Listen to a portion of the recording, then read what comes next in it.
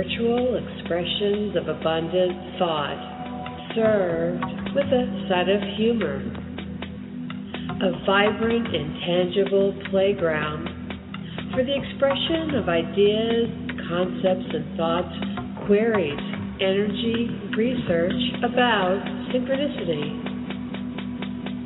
With guests, stories, experiences, imagery, magic, awareness, and you. Cool coincidence.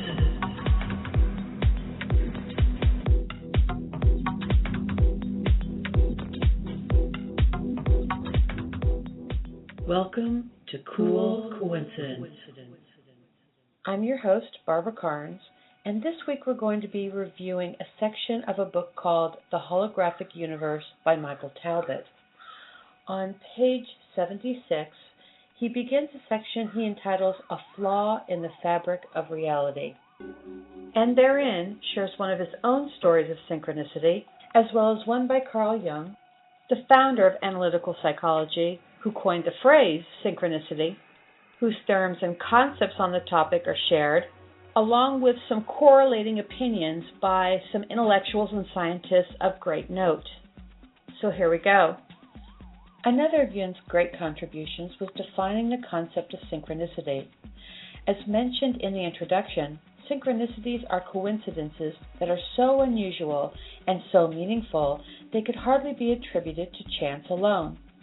Each of us has experienced a synchronicity at some point in our lives, such as when we learn a strange new word and then hear it used in a news broadcast a few hours later, or when we think about an obscure subject and then notice other people talking about it.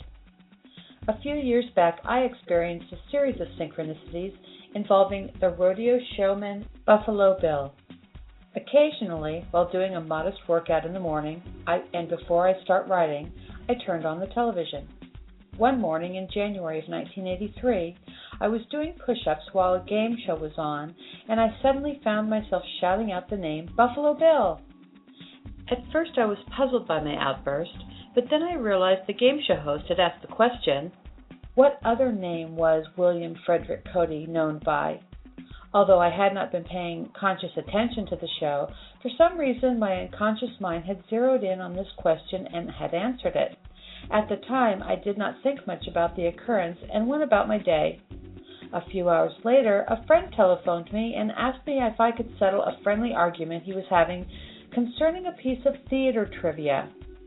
I offered to try, whereupon my friend asked, "Is it true that John Barrymore's dying words were, 'Aren't you the illegitimate son of Buffalo Bill?'" I thought this second encounter with Buffalo Bill was odd, but still chalked it up to coincidence, until later in the day when the Smithsonian magazine arrived in the mail and I opened it. One of the lead articles was titled, "The Last of the Great Scouts is Back Again." It was about, you guessed it, Buffalo Bill. Incidentally, I was unable to answer my friend's trivia question and still have no idea whether they were Barrymore's dying words or not. As incredible as this experience was, the only thing that seemed meaningful about it was its improbable nature. There is, however, another kind of synchronicity that is noteworthy not only because of its improbability, but because of its apparent relationship to events taking place in the human psyche. The classic example of this is Jung's scarab story. Jung was treating a woman whose staunchly rational approach to life made it difficult for her to benefit from therapy. After a number of frustrating sessions, the woman told Jung about a dream involving a scarab beetle.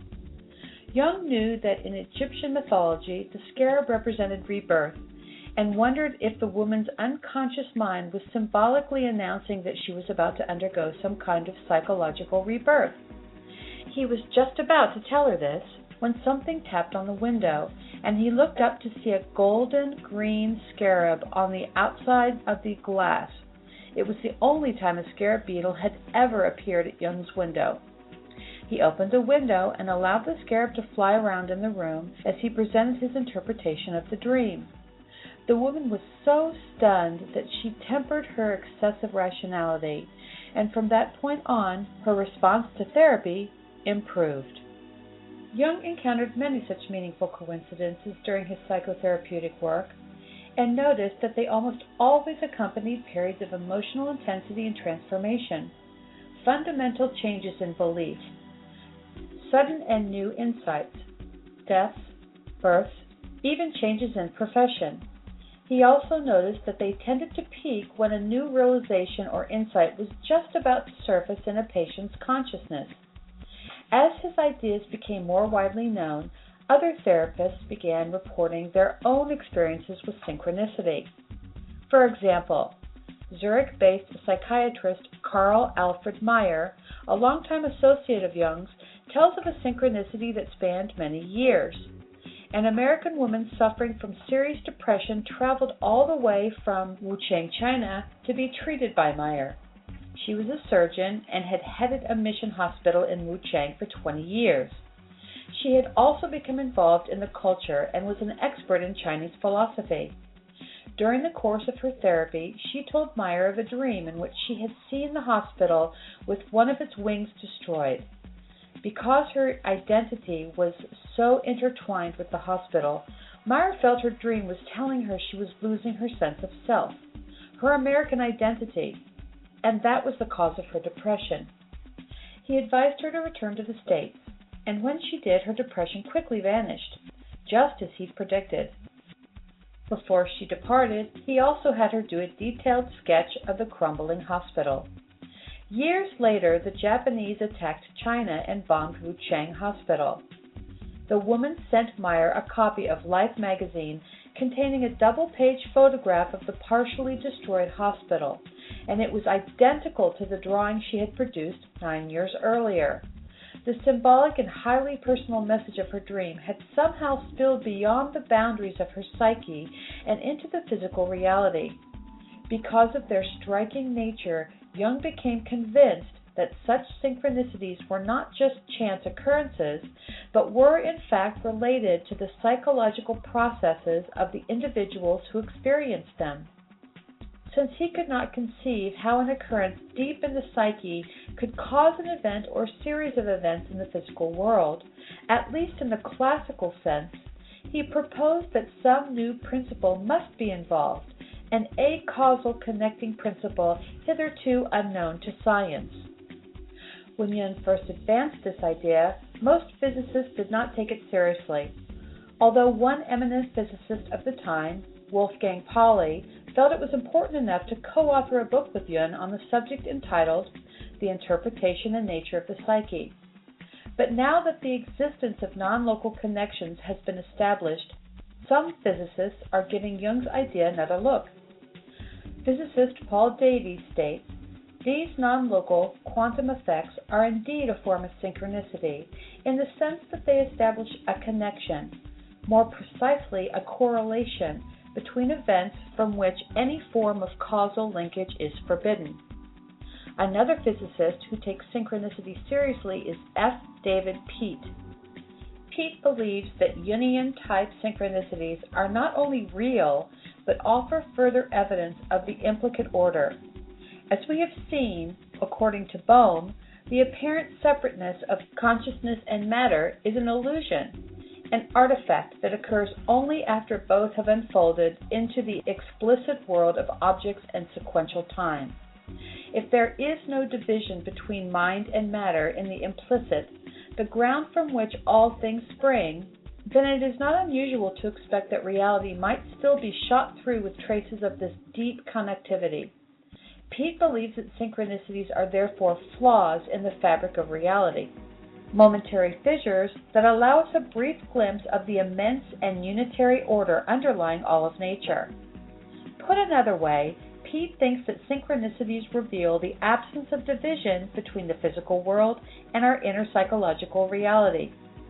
Thus, the relative scarcity of synchronous experience in our lives shows not only the extent to which we have fragmented ourselves from the general field of consciousness, but also the degree to which we have sealed ourselves off from the infinite and dazzling potential of the deeper orders of mind and reality.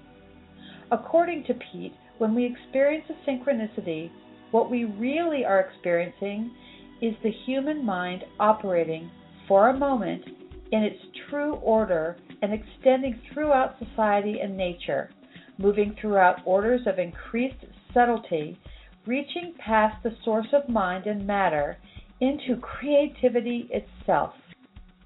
This is an astounding notion. Virtually all of our common sense prejudices about the world are based on the premise that subjective and objective reality are very much separate.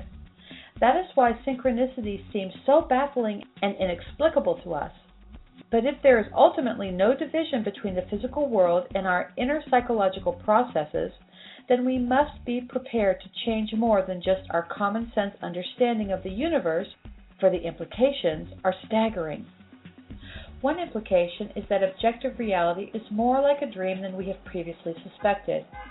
For example, imagine dreaming that you are sitting at a table and having an evening meal with your boss and his wife. As you know from experience, all the various props in the dream, the table, the chairs, the plates, and the salt and pepper shakers, appear to be separate objects. Imagine also that you experience synchronicity in the dream. Perhaps you were served a particularly unpleasant dish, and when you ask the waiter what it is, he tells you that the name of the dish is your boss. Realizing that the unpleasantness of the dish betrays your true feelings about your boss, you become embarrassed and wonder how any aspect of your inner self has managed to spill over into your outer reality of the scene that you are dreaming. Of course, as soon as you woke up, you realized the synchronicity was not so strange after all, for there is really no division between your inner self and your outer reality of the dream. Similarly, you realize that the apparent separateness of the various objects in the dream was also an illusion, for everything was produced by a deeper and more fundamental order, the unbroken wholeness of your own unconscious mind. If there is no division between the mental and physical worlds, these same qualities are also true of objective reality. According to Pete, this does not mean the material universe is an illusion, because both the implicit and the explicit play a role in creating reality. Nor does it mean that individuality is lost, any more than the image of a rose is lost once it is recorded in a piece of holographic film. It simply means that we are again like vortices in a river, unique but inseparable from the flow of nature. Or, as Pete puts it, the self lives on, but is one aspect of the more subtle movement that involves the order of the whole of consciousness.